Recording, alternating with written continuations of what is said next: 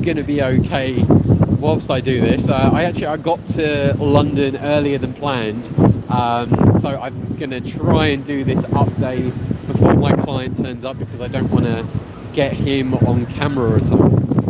And you probably even tell like where I am at the moment. I'm currently, or obviously, down in Tottenham Court Road, and this is where I'm going to be meeting in a little bit of time. But I was going to do the update last night, but yeah, in the end, by the time I got home, relaxed, switch off, got chatting to people, time and honestly just literally escaped me. So I'm kind of glad that serendipitously the train got in earlier than expected, and it's meant that I can share with you what happened yesterday.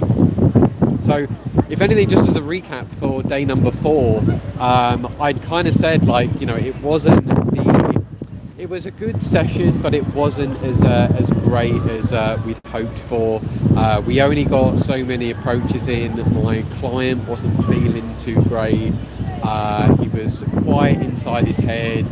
He felt very self-conscious, and that really kind of like limited his ability of what he could do.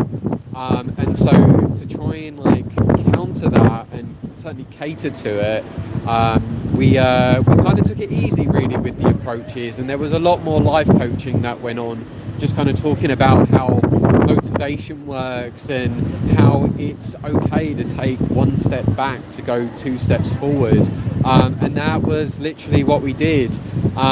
We kind of just focused on just at least taking that action and going over to someone and even asking a simple question rather than, you know, just sort of walking around aimlessly. There was a lot of making sure that at least we were talking to each other, because there's also that danger of, if you're walking around, and maybe even on your own, but if you're just walking around and you're not really speaking to anyone, it's very easy to start getting into your head and feeling very self-conscious, and, you know, not want to speak to anyone at all. And I kind of describe it as like the anxiety level, that, you know, the longer that you leave it speaking to people, the harder this shield starts forming around you, and then it becomes almost impossible to just want to speak to anyone. So I made sure to constantly speak to him or get him to talk, because it makes no difference if I'm talking, but there was a lot of making sure that he was talking as he was speaking, as he was at least walking around with me, just to keep him out of his head.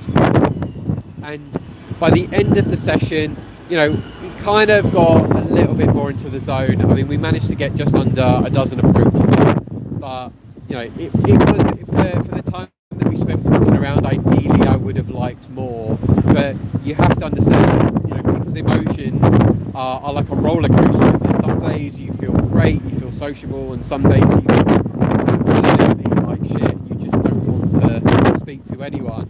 But there was this discovery that at the end of the session, and really it's my own fault for not picking it up sooner, but he said that he just hadn't eaten anything all day, and then by the end of it I was like, oh, well that explains why you had literally no energy. You were just running on fumes, and that's the last thing you want if you're walking around for hours upon hours each day. And, you know, I don't know if you saw the post that I put out yesterday. I took a screenshot of my stepometer on my phone, and it was like 23,000 steps, which worked out to like 11-12 miles of walking. You know, I on average do that pretty much every day that I am out with a client. So like by the end of the week, you know, we've clocked about like 80 hours of walking. So, you know, you're pretty exhausted, and if you're not eating or staying hydrated during that, you know, and I'm not a nutritionist, but I think it's safe to say, like, you're gonna really struggle to like think and focus and have attention on having conversations with people, let alone even having the energy mentally and physically to want to go over to someone, to even at the very least like say hello or ask a question. So yesterday, the moment I saw him, the first thing I literally asked him was, have you eaten today? Have you got some fuel in your body? So when we're walking around, you're not going to feel fatigued or tired. And he said yes, that he'd eaten. So I was over the moon with that. Right, he's actually just sent me a message saying he's probably going to be here in about 5 minutes or so that's good. Got a bit of time. But he said that he'd eaten, so I was over the moon with that. He actually looked more energetic. He looked like he was in a better place. And I asked him like how he was feeling today, and he said, "Look, I'm still feeling a bit anxious, but I feel better." And that meant, okay, I knew in my mind what kind of route I wanted to take him. And in fact, yesterday's route was quite the adventure across London. We started here at Tottenham Court Road, took him all the way down to South Bank, all the way across the river, down to London Bridge, and then over to Liverpool Street. We did a little bit there, and then we did the entire thing back in reverse. So that whole process took about 4 hours. So we had a good 4-hour session yesterday, and I can honestly say that the day was so much better. He had many more interactions. He easily did again between about 15 and 20 speaking to people, and he was a lot braver with his approaches. He was having more conversations. They weren't crazy conversations, but he asked like a little bit of a question, got something back, asked a little bit more of a question, got something back, and then wished them a nice day when he felt like he was running out of things to say. But you know what? I was so proud of him for it, because it's a muscle that you've got to work. You can't expect that if you've never done this before, if you've never gone around walking up to strangers on the street to start conversations, you can't expect straight away that you're going to have conversations. But I was incredibly proud of him. The fact that he felt that courage to ask something like, how's your day going? Or, I really like your coat, where did you get it from? Or I think one of the really cool things that he said was, because he was also wearing a leather jacket, he finally changed his puffer jacket to something much better, so he looked a lot more presentable as well. But he stopped a couple of girls who were wearing leather jackets as well, so he went up to them and he was like, yeah, look, I really like your jacket too, where did you get it from? We both got the memo today. So it was great. He finally brought out a little bit of humour. I've been kind of like pushing it a little bit more because when we're chatting together, he's certainly a little bit more sociable, which makes sense, you know, because most people, when they're in their comfort zone, when they're with a friendly face, someone that they know, someone that they trust, they're going to open up anyway.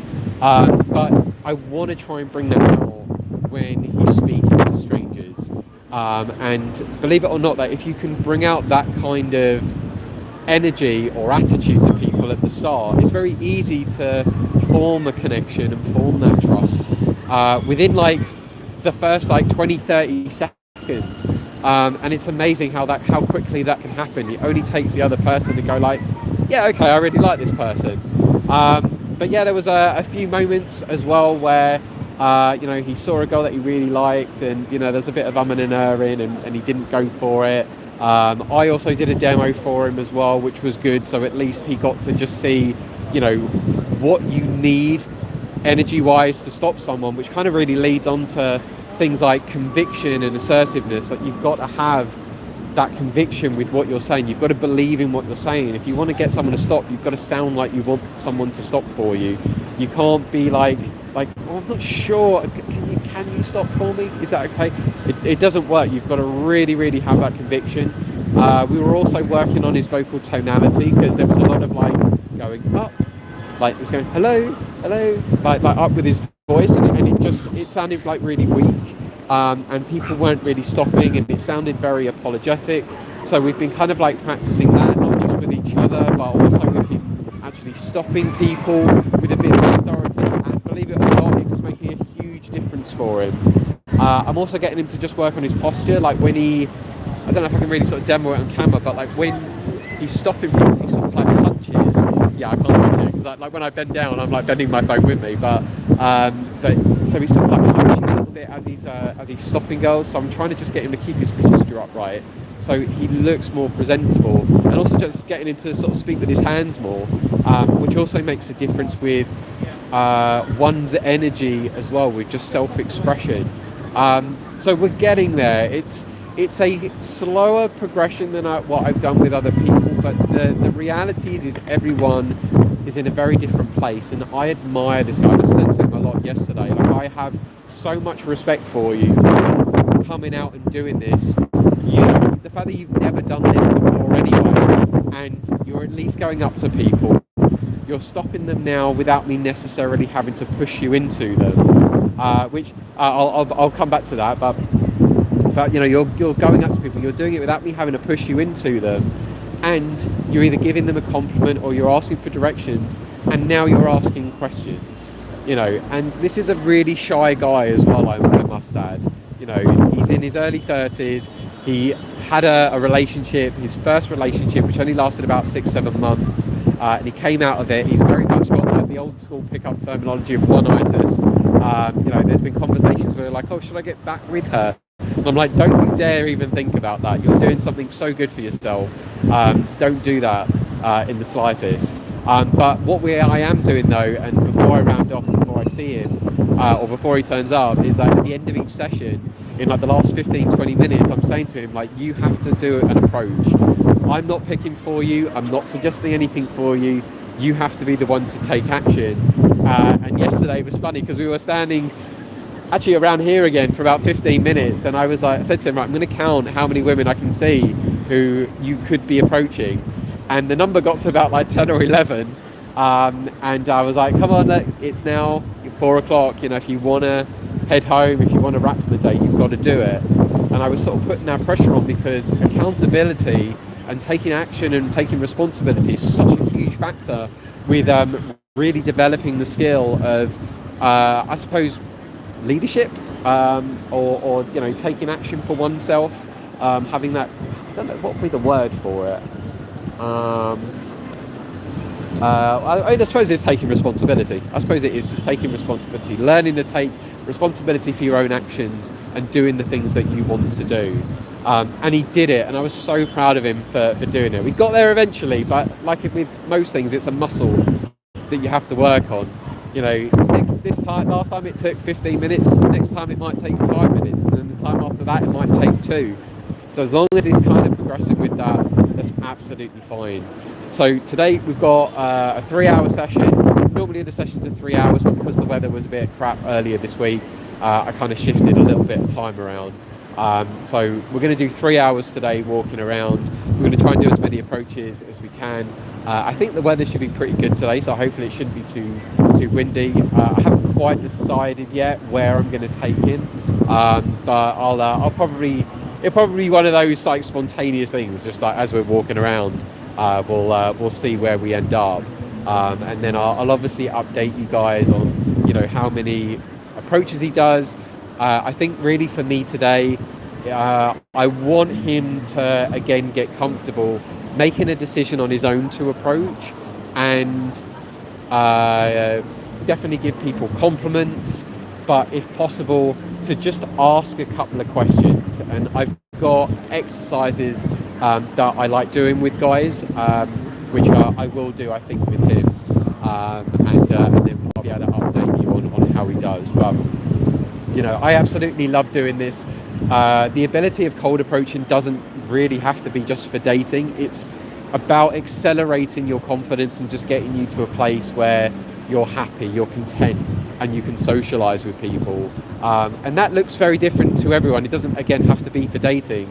It doesn't have to be for, you know, trying to, you know, get yourself on dates or having relationships or flings and stuff. It can be about trying to make friends, how to be confident at work, how to be able to network and just connect with people. And you know, that is something that he particularly wants to do. He wants to go out and make friends, he wants to go and socialize and stuff, and he wants to learn how to, you know, connect with people and find something that they've got in common together. So if you're interested in doing this, actually joining me on the streets of London, and going up to strangers and just having conversations, for dating or not, just being able to learn how to connect with people and accelerate your confidence, especially if you're very introverted, especially if maybe you've got a lot of social anxiety and you're looking to just break out of that shell, or break out of the anxiety bubble, then definitely head to my website. But I'll end this here because I'm going to look out for him. I am just sort of keeping an eye for him, and I'd rather me walk over to him than him walk over to me, just in case he accidentally shows his face on camera. So yeah, if you're interested in coaching, check out my website. Otherwise, I will let you know. I reckon I'll probably let you know tomorrow how he does. Because I think, yeah, when I get home today, I'm probably going to just relax. And I've got, I think, a day off tomorrow before I end up having my final day with him. But yeah, today is day 6 of the 7-day coaching, and I will keep you up to date on how it goes.